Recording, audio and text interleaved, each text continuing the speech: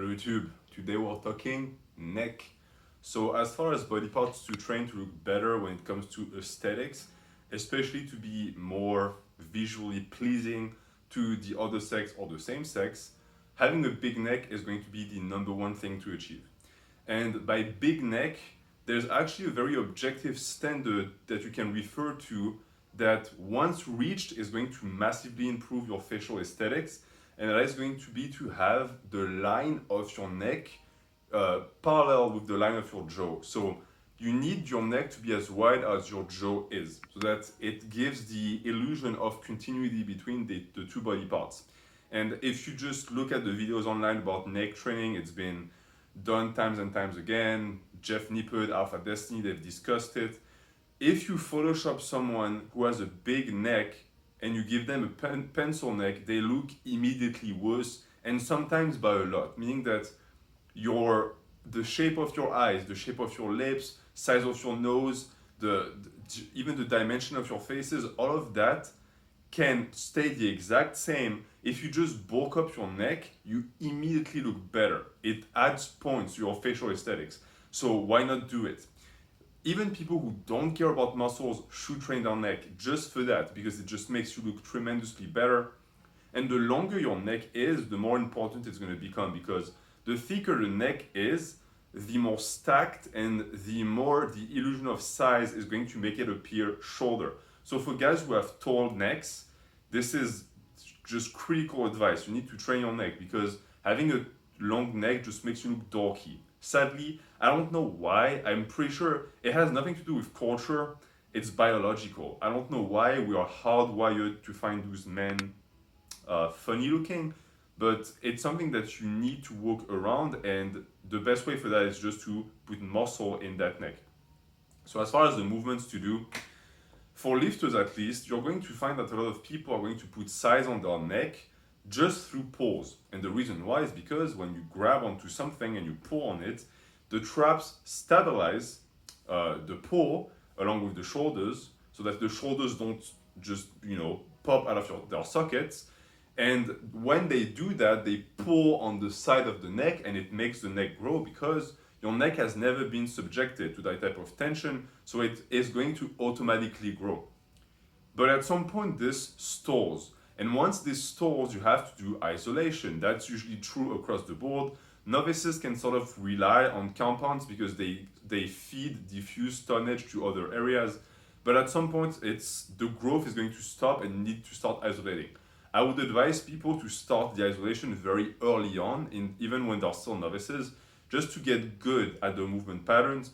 But there are certain movement patterns that you can be more lazy on, and that includes the calves, that includes the neck, because even though it would be better to start early, these areas can always be caught up afterwards. And for the neck, it's going to be the one that is the most optimal to catch up on afterwards, because the neck responds super well to flexion, meaning that flexion and extension, once you start doing them, you're going to start to see a surge of the size of your neck very quickly, and also of its strength. After a while, of course, this stagnates, and you start to have to implement volume and intensity strategies. So train the neck 3 times a week with high volume, low volume, high intensity, all of that stuff. You might need to throw in bands, but for the start, you can just grab a 5-pound plate, do neck curls, neck extensions, and the sides of the neck, and the neck is going to grow.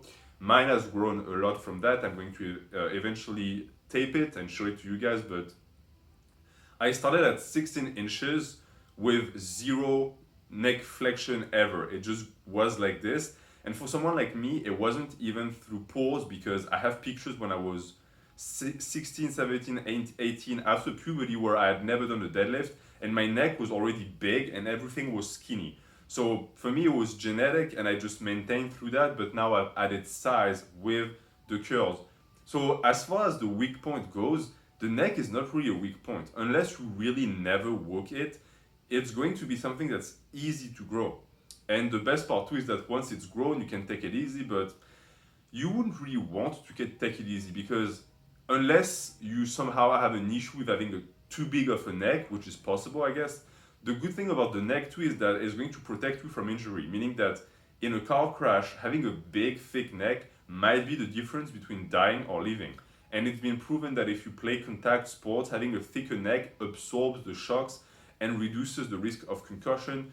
I wish I knew that when I was playing football because it would have saved me a lot of literal headaches. But it's going to be great for injury prevention and it's going to be great for overall aesthetics. And that's sort of a theory, but I abide by it, I agree with it. I do think that training your neck is going to help you grow your traps because you're growing the surrounding area of the muscle that might be limiting it. So in the sense they go hand in hand, and that's just interesting for anyone who wants a big yoke. As far as the way to train your neck, you can do it with bands. It's surprisingly efficient with bands. You can do it with plates on your head. At some point, the plates become just undoable because it's too cumbersome. Once you reach 45 pounds and plus, how are you supposed to hold that? It's going to be just completely undoable. So if you have a neck curl machine in your gym, go ham on this, you're blessed.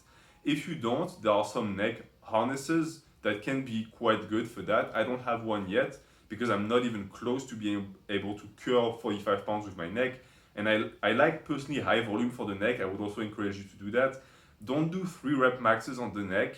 And the reason for that is not necessarily because it's not going to result in any size increase. It's just that if there's one area of the body you don't want to injure, it's your neck.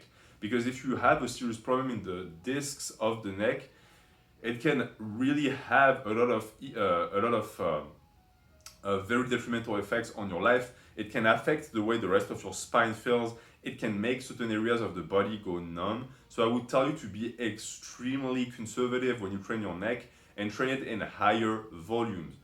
But after that, you can pretty much go ham because, as I said, it recovers fast. And you will see that you have the ability to push a lot of volume and not really be limited that much by the structure, meaning that you shouldn't be getting neck pain when you do that. And I'm going to leave you with that last tip. When you train your neck, you want to train it in a proper posture, meaning that you want to reinforce proper alignment of the spine. So when you do train your neck, you want the chin to be in and you want everything to be stacked and flexed as you train. You don't want to train like this because this is, first off, the muscle is not tensed and the spine is not aligned. So you want everything aligned when you do your curls, when you do your extensions, when you do the sides, everything aligned.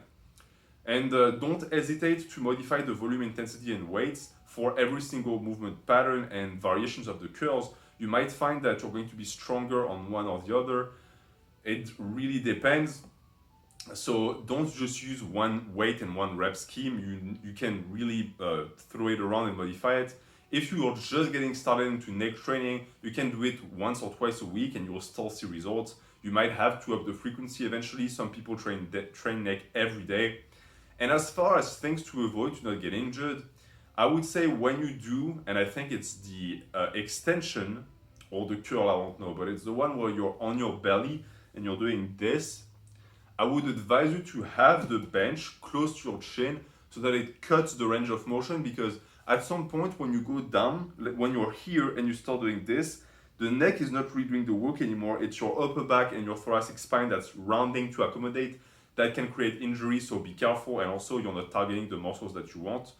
So that's one thing. And two, certain practices of neck training that fighters are going to espouse, like neck bridges and all of that good stuff, they work for sure. They're going to potentially be supremely effective to dampen the blows, but you don't need that because you're not a fighter, you're a bodybuilder. So stick to the curls. You're going to see that that does a ton for the size of your neck. And I'm going to leave you with that. For me, having a big neck is essential for the berserker physique because it makes you look more imposing. So I'm working towards that, and I will eventually update you and tell you more about the size I achieved and the performance increase that I experienced. Thank you for watching. Let me know your experience about neck in the comments, and have a good day.